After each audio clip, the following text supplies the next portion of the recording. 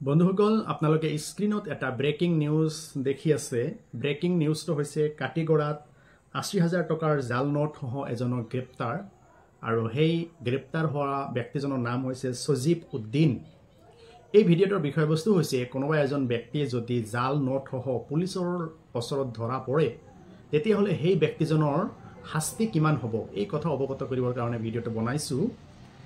ভাৰতত জাল নোটৰ ব্যৱসায় এটা মাৰাত্মক গুৰুতৰ অপৰাধ। যদি কোনো ব্যক্তিয়ে জানি বুজি জাল নোট প্ৰস্তুত কৰে, জাল নোটৰ ব্যৱসায়ৰ লগত জড়িত থাকে, যদি জাল নোট হস্তান্তৰ কৰে তেতিয়াহ'লে সেই ব্যক্তিজনৰ শাস্তি কিমান হ'ব।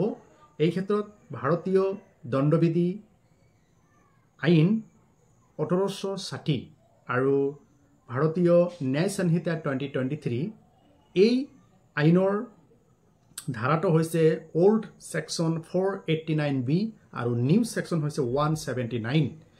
এই ধাৰাৰ অধীনত যদি কোনোবা ব্যক্তিয়ে জাল নোট ব্যৱহাৰ কৰে, আসল হিচাপে জাল নোটৰ মুদ্ৰা বা টকা বা নোট আসল হিচাপে যদি ব্যৱহাৰ কৰে আৰু বা সেইবোৰ যদি প্ৰস্তুত কৰে অথবা ভেজালকৰণ কৰে, নোটৰ যদি ভেজালকৰণ কৰে তেতিয়াহ'লে সেই ব্যক্তিজনৰ শাস্তি হ'ব মিনিমাম 10 years ইমপ্ৰিজনমেণ্ট আৰু মেক্সিমাম হ'ব লাইফ ইমপ্ৰিজনমেণ্ট আৰু আৰ্থিক জৰিমনা হ'ব।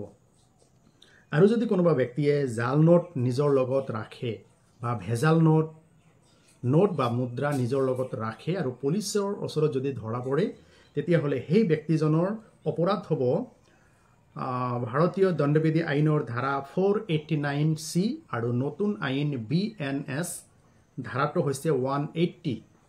গতিকে এই দুইটি ধাৰাৰ অধীনত গোচৰ ৰুজু হ'ব আৰু সেই ব্যক্তিজনৰ মিনিমাম 7 বছৰৰ জেল হ'ব অথবা আৰ্থিক জৰিমনা হ'ব পাৰে অথবা দুয়োবিধ হ'ব পাৰে, জেলো হ'ব পাৰে অথবা আৰ্থিক জৰিমনা হ'ব পাৰে। গতিকে আপোনালোকে সকলো সময়তে এই জাল নোটৰ পৰা আপোনালোকে সাৱধান হ'ব লাগে। যদি আপুনি জানিলে যে এইটো জাল নোট অতি সোনকালেই আপোনালোকে সেইটো বিভাগীয় কৰ্তৃপক্ষক জনাব লাগে আৰু জাল নোট নিজৰ লগত ৰাখিব নালাগে আৰু সেইবোৰ বেচা কিনাও কৰিব নালাগে, এজনে আনজনক দিব নালাগে। গতিকে আপোনালোকে সকলো সময়তে জাল নোটৰ পৰা সাৱধান হোৱা উচিত, অন্যথায় আপোনাৰ 7 বছৰৰ পৰা 10 বছৰ অথবা লাইফ ইমপ্ৰিজনমেণ্ট, সশ্ৰম কাৰাদণ্ড হ'ব পাৰে অথবা আৰ্থিক জৰিমনা অথবা দুয়োবিধ হ'ব পাৰে।